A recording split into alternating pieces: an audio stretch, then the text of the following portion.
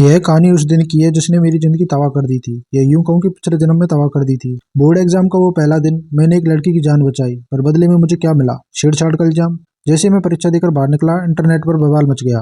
वो लड़की वीडियो में फूट फूट कर रो रही थी। कह रही थी कि मैंने मदद के बहाने उसका फायदा उठाया। वह बोली, कोई भी लड़की अपनी इज्जत दांव पर लगाकर किसी को झूठा नहीं फंसाएगी। बस उसकी इसी बात ने पूरी दुनिया की नजरों में मुझे मुजरिम बना दिया। मैंने अपने सारा दुख पी लिया और मेहनत से 666 नंबर लाए। मुझे लगा कि बड़े न्यूज़ चैनल मेरा इंटरव्यू लेंगे और मेरी सच्चाई सबको पता चल जाएगी। पर इंसाफ की जगह मुझे क्या मिली? अपने माँ बाप की मौत की खबर। कुछ सरपरे लोगों ने उन पर गाड़ी चढ़ा दी थी, पर किस्मत ने पलटी मारी और मुझे दोबारा जीने का मौका मिला। मैं फिर से उसी सुबह में पहुंच गया। हाथ में एडमिट कार्ड, सामने वही रास्ता। पिछले जन्म में मेरा सेंटर दूर था, इसलिए मैं 2 घंटे पहले ही घर से निकल गया था। मैं बस स्टैंड पर खड़ा एग्जाम बस का इंतजार कर रहा था। तभी बगल में खड़ी एक लड़की, वही जेंगू, अपना सीना पकड़कर अचानक जमीन पर गिर पड़ी। मेरी माँ नर्स है, उन्होंने मुझे सीपीआर सिखाया था। मैंने बिना सोचे समझे उसकी जान बचाई, एम्बुलेंस का इंतजार किया और फिर भागते भागते सेंटर पर पहुंचा। पर जब एग्जाम देकर बाहर निकला और फोन चालू किया तो पैरों तले जमीन खिसक गई। जेंगू ने अस्पताल के बिस्तर से रोते हुए वीडियो डाला था। मैंने उसकी बेहोशी का फायदा उठाया। वह पुराना बस स्टैंड था, कोई सीसीटीवी नहीं था, कोई गवाह नहीं था। सबने मुझे गालियां दी। मेरी माँ को अस्पताल में बेइज्जत किया गया। पापा की छोटी सी हॉटपॉट की दुकान तोड़ दी गई। मुझे लगा कि मैं अच्छे नंबर लाऊंगा तो शायद दुनिया मेरी बात सुने। पर जिस दिन मेरा रिजल्ट आया, उस दिन जेंगू ने अस्पताल की छत से कूदकर जान दे दी। उसके घर वाले हमारे घर से बाहर 20 लाख के मुआवजे का बैनर लेकर खड़े थे। मेरे पापा जब सामान लेने के लिए निकले तो कुछ न्यूज चैनलों के चक्कर में उनकी गाड़ी का एक्सीडेंट हो गया और वह दोनों मुझे अकेला छोड़कर चले गए। मैं बदहवास होकर घर पहुंचा तो सीढ़ियों पर तेल गिरा था। मेरा पैर फिसला और सीधे कंकड़ी पर जा गिरा। मरते मरते मैंने देखा कि सामने वाली पड़ोसी की बेटी मौली हाथ में तेल की कुप्पी लिए नफरत से देख रही थी। और अब मैं उसी सड़क पर खड़ा हूँ। बस स्टैंड यहाँ से सिर्फ 50 मीटर दूर है। मुड़ते मुड़ते ही मुझे जेंगू की परछाई दिख रही है। इस बार मैं उस तरफ देखूंगा भी नहीं। मैंने अपने कदम रोक लिए। दीवार के पीछे से झांक रहे एक छोटे से फूल को मैंने प्यार से तोड़ा और फिर अपनी शर्ट के बटन में फंसा लिया। फिर बैग से ईयरफोन निकाले और इंग्लिश की ऐप चलाकर जोर जोर से वर्ड्स रटने लगा। यह सब फालतू लग रहा होगा ना, पर यही छोटी चीजें मेरी जान बचाएंगी। सड़क पर एक कंकड़ पड़ा था। मैंने उसे फुटबॉल की तरफ किक मारते हुए चलने लगा। कंकड़ एक खंभे से टकराकर नाली में जा गिरा। जेंगी बस आधे मीटर की दूरी पर थी। वो शराबियों की तरह लड़खड़ा रही थी, पर मैं तो पत्थर के पीछे नाली में कूद गया। झाड़ियों से मेरी आंखों पर खरोच आई तो मैंने चश्मा उतारकर बैग में रख लिया। नाली सूखी थी। मैंने अपनी आस्तीन उस पर चढ़ाई और पत्थरों की साइज के हिसाब से सजाने लगा। धूप में वो पत्थर हीरे जैसे चमक रहे थे और मैंने बड़े चाव से उनकी फोटो खींची और स्टेटस डाल दिया। पिछले जन्म में इस वक्त में मैं उसकी छाती दबाकर उसकी जान बचा रहा था। आज मैं यहाँ पत्थरों से खेल रहा हूँ।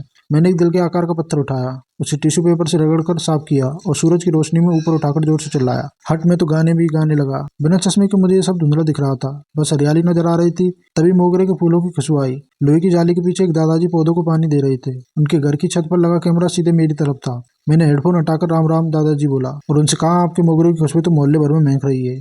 वो खुश हो गए। बोले, बेटा पेपर देने जा रहे हो? मैंने कहा, हाँ। उन्होंने मुझे ढेर सारे सुंदर फूल तोड़कर दिए। इस सब में 10 मिनट निकल गए। तभी कुछ आंटियां झोला लेकर बस स्टैंड की तरफ आती दिखी। मैं फूलों का गुच्छा लेकर उनके पीछे चलने लगा। एक आंटी ने मुड़कर पूछा, अरे बेटा, ये फूल कहाँ ले जा रहे हो? मैंने मुस्कुराते हुए अपना चश्मा पहना और कहा, आंटी आपको पसंद है तो ले लीजिए। मैंने सारे फूल उन्हें बांध दिए और जब मैं बस स्टैंड पर पहुंचा तो जिंगू कहीं नहीं दिखी। वह तो बस स्टैंड के पीछे झाड़ियों में गिरी पड़ी थी, जैसे विज्ञापन वाले बोर्ड ने ढक दिया था। किसी को कुछ पता नहीं चला। जैसे ही बस आई, मैं सबसे पीछे जाकर बैठा और फिर से कान में ईयरफोन ठूस लिए। बस चलने वाली थी कि एक आंटी की नज़र जेंगू के गिरे हुए फोन पर पड़ी। फिर उन्होंने उसे देखा और चीख निकल गई। वो बेचारी नीली पड़ चुकी थी, पर मैंने मुड़कर एक बार भी नहीं देखा। लोग कहेंगे कि मैं रास्ता बदल सकता था, टैक्सी ले लेता, पर क्यों? मैं उसे तड़पते ही देखना चाहता था। जहाँ उसने मुझे बर्बाद किया था, उसे लगने दो कि शायद यह कोई देवदूत आएगा और उसे बचा लेगा। पछतावा बुरे लोगों को करना चाहिए, मुझे नहीं। एग्जाम सेंटर पर मैं पूरे 20 मिनट पहले पहुंचा। कोई हड़बड़ी नहीं, कोई डर नहीं। पेपर एकदम झकास गया। घर आकर खाना खाया और चैन की नींद सोया। सोकर उठा तो फोन देखा। अभी तक न्यूज में कुछ नहीं आया था।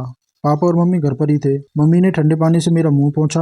बेटा सुना, आज सुबह बस स्टैंड पर किसी स्टूडेंट को हार्ट अटैक आ गया था। हमारी अस्पताल में भर्ती है। वो उसे हमारी अस्पताल के आईसीयू में भर्ती किया गया। पता नहीं बचेगा या नहीं।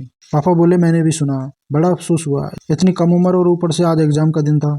पर बेटे तुम ये सब मत सुनो, फालतू में डर जाओगे। मेरे मम्मी पापा कितने बोले हैं और कितने नेक दिल हैं। वो अब भी उस लड़की के लिए हमदर्दी जता रहे हैं कि बेचारा एग्जाम नहीं दे पाया। उन्हें क्या पता कि पिछली जिंदगी में किसी लड़की की वजह से हमारा पूरा परिवार खत्म हो गया था। पिछली बार उसने मुझ पर इल्जाम लगाया था कि मैंने उसे गलत तरीके से छुआ है और मेरी मदद को बदतमीजी का नाम दिया था। शायद उसे अभी आईसीयू वाला नतीजा ज़्यादा पसंद आ रहा होगा।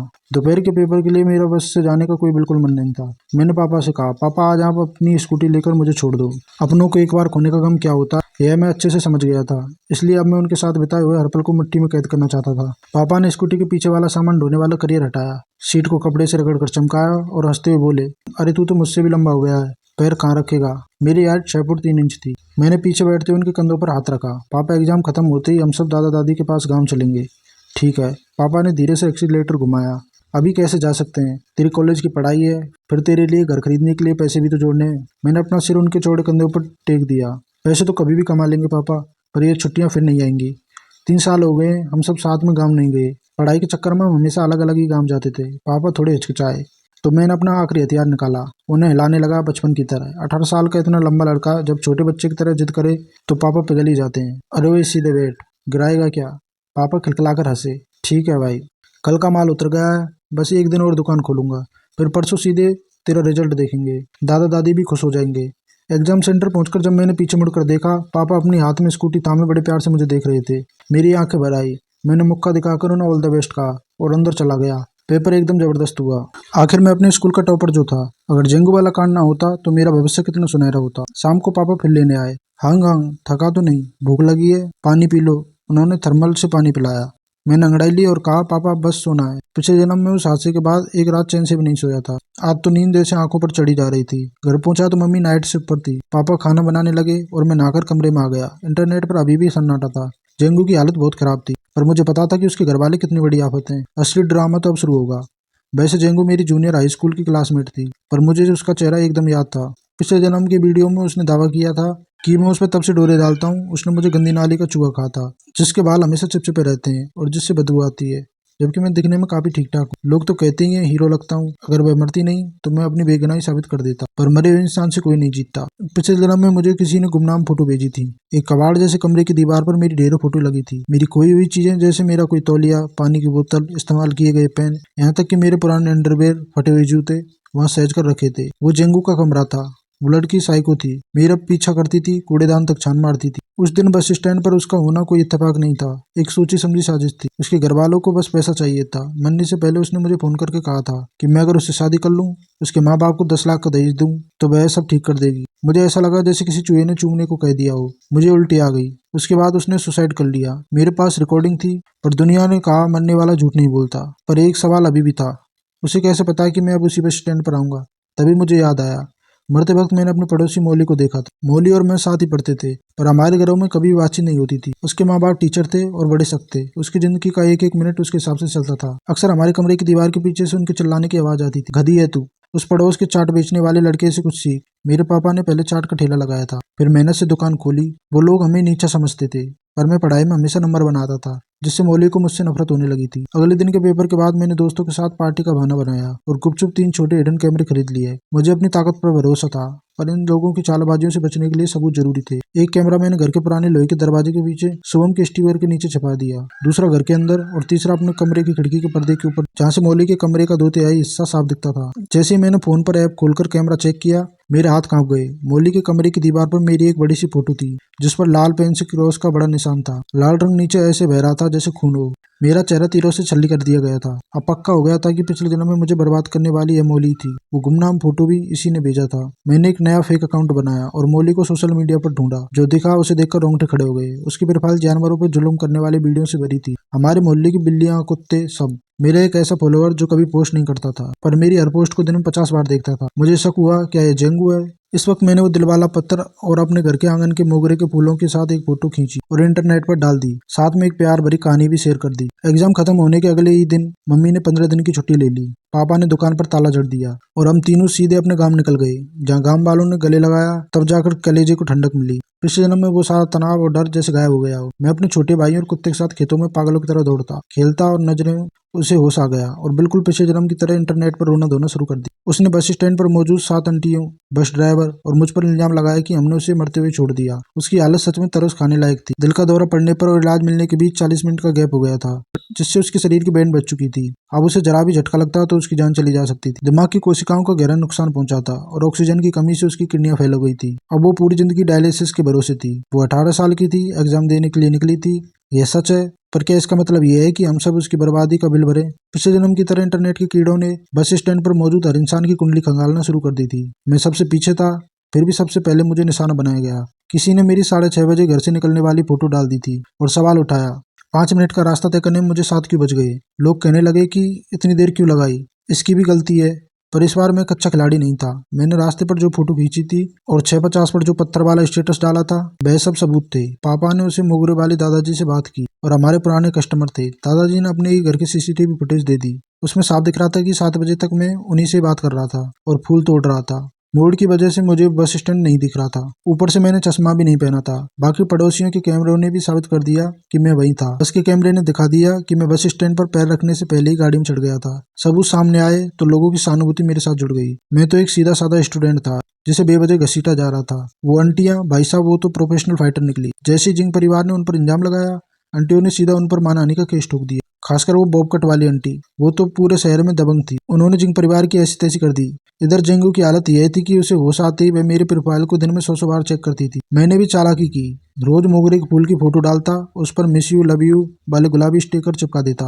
वो पागल हो गई थी। रात के 3-3 बजे मेरा प्रोफाइल चेक करती थी। मुझे तो लगा शायद हार्ट अटैक से निपट जाएगी। पर कहते हैं ना, नीम नीम हकीम खतराए, जान और पापियों की उम्र लंबी होती है। उसने सहानुभूति बटोरने के लिए लाइव स्ट्रीमिंग शुरू कर दी। गरीबी का रोना रोया, अस्पताल के बिल दिखाए, कुछ भोले लोगों ने उसे पैसे भी दान दिए। फिर आया वो दिन जिसका सबको इंतजार था, रिजल्ट का। हम सब कंप्यूटर के सामने बैठे थे। पिछले जन्म में इतने तनाव के बाद मेरे 658 नंबर थे। इस बार क्या होगा? मैंने रोल नंबर डाला, स्क्रीन पर कुछ नहीं आया। पापा पसीने पसीने हो गए। दादाजी को लगा गांव का इंटरनेट खराब है।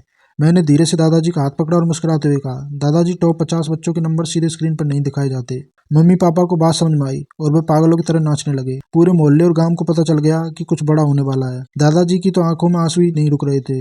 उन्होंने पापा को डांटा और कहा, बुद्धू खड़ा क्या है, जा शहर से कुछ मिठाइयाँ ले आ, पूरे गांव को दावत दे। तभी पापा का फोन बजा। नंबर देखते ही मेरी चीख निकल गई। पापा, यह तो टॉप यूनिवर्सिटी वालों का फोन है। पापा के हाथ कांप रहे थे, फोन ही नहीं उठा पा रहे थे। दादाजी ने फोन छीना और बड़े टसन से बोले, हेलो, मैं उसका दादा बोल रहा हूँ। जी बहुत शुक्रिया। पापा और मम्मी ने उनके पास कान लगा कर रखा था, पर दादाजी ने उन्हें पास नहीं आने दिया। तेरे 78 नंबर आए हैं, तू तो पूरे स्टेट का टॉपर है। बस फिर क्या था, टीवी वाले गांव पहुंच गए, मेरा इंटरव्यू हुआ, पूरे देश में मेरा नाम छा गया। जो लोग पहले जेंगू की बातों में आकर मुझे कोस रहे थे, अब वो मेरी तारीफों का पुल बांध रहे थे। जेंगू की पोल खुल गई। लोगों से सोशल मीडिया पर झूठी और अटेंशन सीकर कहकर गाली देने लगे। स्कूल कॉलेज वाले पापा को फोन करके इनाम देने की बात करने लगे। पापा बोले, अब गांव में नहीं रुक सकते, शहर जाना होगा, एडमिशन की औपचारिकताएं पूरी करनी होंगी। दादा दादी को डर था कहीं कोई मेरा एडमिशन लेटर ना चुरा ले। मैं चाहता था कि गांव में तब तक रुकूं जब तक जंगल का तमाशा खत्म ना हो जाए। पर पूरा परिवार गाड़ी में बैठा और हम वापस जंगचिंग शहर आ गए। जैसे ही हमारी गाड़ी मोहल्ले के गेट पर रुकी, पड़ोसियों ने हमारे घर को घेर लिया जैसे कोई फिल्मी सितारा आया हो। मजबूरी में हमें नीचे उतरना पड़ा और पापा पुराने बिजनेसमैन है, मोहल्ले के हर बंदे को जानते हैं। लोग चिल्लाने लगे, अरे सेठ जी वापस आ गए, बधाई हो। क्या खिलाया था लड़के को? 708 नंबर है। कैसे पढ़ता था ये? पापा फुलकर कुप्पा हो गए। और हमने क्या सिखाना था? यह तो हमेशा क्लास में टॉप 3 में रहता था। एक आंटी ने पूछा, ये क्या खाता था, कौन सी किताबें पढ़ता था? पापा ने मौका देखकर चौका मारा, और क्या खाएगा, हमारी दुकान की स्पेशल मटन करी और मसाला अंडी खाता था, एकदम असली मसालों वाली। दिमाग तेज और पेट ठंडा। पापा ने मुझे आगे कर दिया। मैं भी जानबूझकर पंजों पर खड़ा हो गया ताकि अपनी 6 फुट से ज्यादा हाइट और दिखा सकूं। आंटियां मुझे ऊपर से नीचे की ओर देखने लगी। कोई सिर पर हाथ रख रही थी तो कोई गाल खींच रही थी। सब कह रहे थे कितना सुदर्शन लड़का है, खानदानी शकल है। सब अपनी औलादों के लिए मेरा आशीर्वाद चाह रहे थे। बड़ी मुश्किल से पीछे छुड़ाकर घर की तरफ भागा तो पापा ने चाबियों का गुच्छा मेरी तरफ उछाला और बोला, जल्दी जा दुकान खोल और साफ सफाई कर, मैं माल लेकर आता हूँ। तेरे कॉलेज की फीस भी तो निकालनी है। पापा को अभी भी अपने टॉपर बेटे के डिमांड का अंदाजा नहीं था। मैं और मेरी मम्मी दुकान झाड़ रहे थे कि पूरा मोहल्ला दुकान पर टूट पड़ा। पड़ोसियों ने तो मम्मी को सलाह दे दी कि दुकान का नाम सेठ जी की दुकान से बदलकर टॉपर की दुकान रख दो। तभी मेरे स्कूल के दोस्त भी पहुंच गए। सबका रिजल्ट अच्छा आया। वे कहते हैं ना, चढ़ते सूरज को सब सलाम करते हैं। आज वही लोग मेरी आरती उतार रहे थे जो पिछले जन्म में मुझ पर सड़े हुए अंडे कचरा फेंक रहे थे। रात के 12 बजे तक दुकान पर इतनी भीड़ रह रही थी कि सारा सामान खत्म हो गया। पूरे बाजार की रौनक लौट आई थी। नुक्कड़ वाली फूल वाली आंटी ने हमें एक बड़ा सा बुके दिया, सूरजमुखी, गुलाब और मोगरा। हम तीनों हाथ में हाथ डाले घर की ओर चल दिए। मम्मी पापा आगे चल रहे थे। मैं गुलाब के फूलों को पीछे छिपकर सेल्फी ले रहा था। जैसे ही हम घर के दरवाजे पर पहुंचे, सामने वाला दरवाजा खुला। मोली के मम्मी पापा बाहर निकले। उनके चेहरे पर एक बनावटी और चापलूसी भरी मुस्कान थी। हाँ भाई, आज धंधा जरा चोखा था। बस इतनी सी बात हुई, हम अपने अपने घर में घुस गए। मैं सीधा नहाने गया और कमरे में आते फ़ोन चेक किया। वही हुआ जिसका मुझे इंतजार था। जिग्यू मेरी प्रोफाइल देख रही थी। मेरा अकाउंट असली नाम से था और कई दोस्तों ने उस पर कमेंट किया था कि भाई क्या चक्कर है, प्यार व्यार हो गया है क्या। मैंने किसी को मना नहीं किया। तभी मैंने अपने कमरे के कैमरे की लाइव भी देखी और मेरी चीख निकल गई। मम्मी भागती हुई आई। क्या हुआ बेटा? स्क्रीन पर दिख रहा था कि मौली दीवार से कान लगाकर हमारी बातें सुन रही थी। मैंने झट से फोन तकिए के नीचे छिपाया और हाथ में चार्जर लेकर बैठ गया। कुछ नहीं मम्मी, बस ये चार्जर पैर पर गिर गया था। मम्मी ने लाड जताया और चली गई। उनके जाते ही मैंने ईयरफोन लगाया और मौली अभी भी दीवार से चिपकी हुई थी। उसकी आंखें मेरी खिड़की पर गड़ी हुई थी। उसके बिखरे हुए काले बाल किसी चुड़ैल जैसे लग रहे थे। जब उसे लगा कि मेरे कैमरे से कोई आवाज नहीं आ रही तो वह पागल हो गई। उसने हाथ में एक नुकीली चीज उठाई और बिस्तर के पीछे लगी मेरी फोटो पर पागलों की तरह कूदने लगी। अगर मैं उसके सामने होता तो वह मुझे 100 बार चाकू मार देती। मैंने अपनी अलमारी से कसरत करने वाले ग्रिपर निकाला और प्रैक्टिस करने लगा। साथ ही पिछले कुछ दिनों की रिकॉर्डिंग देखी। पता चला कि एग्जाम खत्म होने के बाद मौली के माँ बाप ने उसे जबरदस्ती फिर से पूरा पेपर हल करवाया था। रात के 2 बजे तक वह उसे टॉर्चर कर रहे थे। अगले दिन उसे पीटा गया क्योंकि उसके नंबर कम आए थे। 600 नंबर लाने वाली लड़की 400 नंबर पर अटक गई थी। उसे खाना तक नहीं दिया गया। वो रात भर मेरी खिड़की के बाहर किसी साइकिक की तरह खिड़की से देख रही थी। बहुत खौफनाक नजारा था और पिछले जन्म में जो मेरे परिवार के साथ हुआ उसके सामने कुछ भी नहीं था। मैंने जानबूझकर खिड़की का पर्दा थोड़ा खुला छोड़ा और मैं दीवार के सहारे लगकर एक सेल्फी ली। फोटो में मेरा साइड फेस और मैली के कमरे की एक खौफनाक दीवार एक डरावनी फिल्म के पोस्टर जैसी लग रही थी। मैंने उसे पोस्ट कर दिया और ओनली मी सेटिंग कर दी। जेंगू 1 सेकंड में ऑनलाइन आ गई। मैंने फोटो ऐसी सेट की थी कि न तो स्क्रीनशॉट ले सके और न ही रिकॉर्ड, बस उसके सन के दिमाग पर गहरी छाप छोड़ जाए। इसके बाद मैंने एक गाना शेयर किया, वही गाना जो मौली को बहुत पसंद था। अगले 1 हफ्ते तक मैंने वही ड्रामा जारी रखा। जेंगू पागलों की तरह रात भर मेरी प्रोफाइल चेक करती रही। जेंगू के अस्पताल से डिस्चार्ज होने से एक दिन पहले स्कूल के ग्रुप पर लोग उसे मिलने जाने की बात करने लगे। एक दोस्त ने मुझे भी बुलाया पर मैंने सीधा ग्रुप छोड़ दिया और उन सबको ब्लॉक कर दिया। जेंगू ने मुझ पर जो झूठा इल्जाम लगाया था और ये महात्मा लोग उसके पास फल लेकर जा रहे थे। डिस्चार्ज वाले दिन हम फिर से गाँव के लिए निकल गए। मम्मी ने बताया कि मौली की माँ मेरे पुराने नोट्स मांगने आई थी क्योंकि मौली को फिर से तैयारी करनी थी। मम्मी ने सीधे मुंह बोल दिया, नोट्स तो हमने किसी और को दे दिए। सही किया मम्मी ने। जो लोग पहले हमें नीचा दिखाते थे आज वो हमारे तलवे चाट रहे हैं। पापा ने मेरे सारे नोट्स और किताबें संभाल कर रखी थी ताकि गांव के छोटे भाई बहनों को काम आए। गांव में मेरी कामयाबी का जश्न मनाया जा रहा था। जिस दिन शहर में दोस्तों की पार्टी थी उसी दिन गाँव में मेरी सफलता की दावत थी। दावत से पहले दादाजी मुझे पूर्वजों की कब्र पर ले गए। हमने वहां अगरबत्ती जलाई और पूर्वजों को बताया कि उनका पोता टॉपर बन गया है। धुएं के गुबार के बीच मैंने हाथ जोड़कर मन्नत मांगी, हे फुरको, बस आज रात जेंगू का वो पागलपन खत्म हो जाए। मुझे अंदाजा नहीं था कि मेरे पूर्वज इतनी जल्दी सुन लेंगे। रात को मैं सोने ही वाला था कि फोन बजा। मेरे स्कूल के ग्रुप से जुड़े एक दोस्त का फोन था। मैंने जब हाई स्कूल ग्रुप खोला तो मेरा कलेजा मुंह में आ गया। वहाँ वीडियो और फोटो की बाढ़ आई हुई थी। धीरे धीरे पूरी कहानी सामने आने लगी। हमारे मोहल्ले से कुछ ही दूरी पर वो सड़क है जहाँ सब कुछ खत्म हुआ। पार्टी खत्म करके मेरे दोस्त बाहर निकले थे। कोई बातें कर रहा था तो कोई बस इंतजार। तभी वहाँ मौली और जेंगू साथ साथ दिखे। पता नहीं उनके बीच क्या बात हुई पर अचानक दोनों में जोरदार बहस शुरू हो गई। दोस्तों ने बताया कि बहस इस बात पर थी कि जिस दिन जेंगू को हार्ट अटैक आया था वो मौली के फोन पर बात कर रही थी और मौली ने उसे कुछ ऐसा कह दिया जिससे उसे सदमा लगा। दोनों जाने दुश्मन की तरह सड़क पर ही गुत्थम गुत्था हो गई थी। उसी वक्त तेज रफ्तार रेस से भरा हुआ ट्रक वहां से गुजरा। जेंगू ने अपना सारा जोर लगाया और मौली को ट्रक के सामने धकेल दिया पर मौली भी कम खिलाड़ी नहीं थी। उसने मरते मरते जेंगू का हाथ पकड़ लिया और उसे भी अपने साथ खींच लिया। दोनों ट्रक के पिछले पहियों के नीचे आ गए। जेंगू की मौके पर ही मौत हो गई और मौली के दोनों हाथ कट गए। उसका शरीर सड़क पर बुरी तरह रगड़ा गया था। यह मंजर बिल्कुल वैसा ही था जैसा पिछले दिनों में मेरे माँ बाप के साथ हुआ था। कोई रो रहा था तो कोई उल्टियां कर रहा था। मेरी आंखों में आंसू निकल आए पर वो खुशी के थे। मौली के 2 दिन बाद होश आया। उसके कूल्हे के नीचे का हिस्सा काटना पड़ा और उसकी खाल इतनी छिल गई थी कि डॉक्टर्स को उस पर मछली की खाल लगानी पड़ी। ट्रक वाला तो बच गया क्योंकि गलती इन दोनों की थी। ऊपर से ट्रक भी खटा रहा था तो मुआवजे की भी कोई उम्मीद नहीं थी। हम गांव में अपनी दावत निपटाकर 2 दिन बाद शहर लौटे। मोहल्ले के गेट पर देखा तो तमाशा लगा था। कुछ लोग एक हाथ गाड़ी खींच रहे थे। मैंने देखा कि आगे आगे जेंगू का बाप चल रहा था। मैंने पापा से कहा, पापा गाड़ी सीधे दुकान ले चलो, यहाँ रुकना ठीक नहीं है। सामान दुकान में रखकर यह तमाशा देखने पहुंचा। पता चला कि उस गाड़ी पर जेंगू की लाश रखी थी। इतनी गर्मी में लाश पर बस कुछ बर्फ के टुकड़े थे। बदबू आने लगी थी। लोग नाक सिकोड़कर दूर खड़े थे। जिंग परिवार का तर्क बड़ा अजीब था। उनका कहना था कि मौली की वजह से उनकी बेटी मरी है। अब भले ही जेंगू ने मौली को धक्का दिया था पर जेंगू परिवार का वही पुराना डायलॉग था, मरने वाला हमेशा सही होता है। मौली के माँ बाप ने खुद को घर में कैद कर लिया था और उसी रात चुपचाप घर छोड़कर भाग गए। पर जेंग परिवार शांत नहीं हुआ। उन्होंने उनके स्कूल के बाहर धरना दिया, बैनर लगाए और जेंगू का अंतिम संस्कार करने से मना कर दिया। इंटरनेट पर भी बवाल मच गया। मैंने भी बहती गंगा में हाथ धोया और चुपके से मौली का वो जानवरों वाला जुर्म करने वाला अकाउंट वायरल कर दिया। बस फिर क्या था, पूरा देश उनके खिलाफ हो गया। लोग मौली को अस्पताल के बाहर मरे हुए जानवरों की फोटो और बद्दुओं वाले पोस्टर चिपकाने लगे। जो नफरत पिछले जन्म में मेरे परिवार ने झेली थी आज वो सब उनके साथ हो रहा था, पर मुझे पता था कि ये लोग अभी भी खतरनाक है। मौली के माँ बाप टीचर थे, एक बायो का और एक केमिस्ट्री। ऊपर से जब उनकी बेटी अपाहिज हो गई थी, एज चली गई थी, नौकरी छूट गई थी और पैसा खत्म हो गया था। ऐसे लोग जहरीली नाग की तरह होते हैं। मैं साई की तरह अपने माँ बाप के साथ रहने लगा, उन्हें अकेले बाहर नहीं जाने देता था। शुरू में उन्हें लगा कि मैं मजाक कर रहा हूँ, पर जब उन्होंने पूरा खतरा समझाया तो वे भी सावधान हो गए। एक हफ्ते बाद खबर आई जिसने पूरे देश को हिलाकर रख दिया। ट्रंक कंपनी ने इंसानियत के नाते जेंग परिवार को 5 लाख दिए थे, जिसके बाद उन्होंने गांव में तेरवी रखी। जेंग के माँ बाप को लाइमलाइट का चस्का लगा हुआ था। उन्होंने पूरे गांव को दावत दी और उन न्यूज वालों को भी बुलाया जो मौली के खिलाफ बोल रहे थे। उनमें वो लड़का और उसके माँ बाप भी थे जिन्होंने पिछले जन्म में मेरे माता पिता का एक्सीडेंट किया था। और जैसे ही खाना शुरू हुआ, सब के सब तड़पने लगे।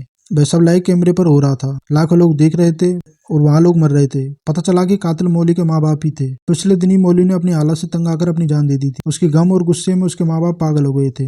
उन्होंने जिंग परिवार की दावत के खाने में जहर मिला दिया था और सबको मारने के बाद खुद भी आग लगाकर मर गए। जब यह खबर टीवी पर आई तो मैंने चैन की सांस ली। पिछले जन्म के सारे गुनाहगार खुद ही जलकर खाक हो गए थे। एक नए सफर पर निकल रहा हूँ। अब मेरा भविष्य उज्जवल है और मेरे पीछे कोई साया नहीं है। और यही हमारी स्टोरी खत्म होती है। अगर आपको हमारी स्टोरीज पसंद आती हैं तो वीडियो को लाइक करना और चैनल को सब्सक्राइब जरूर कर लेना और कमेंट्स में बताना कि वीडियो कैसी लगी। और चैनल को सब्सक्राइब करना बिल्कुल मत भूलना, क्योंकि आपका एक सब्सक्राइब हमें उम्मीद देता है। तो मिलते हैं अगली वीडियो में, तब तक के लिए बाय।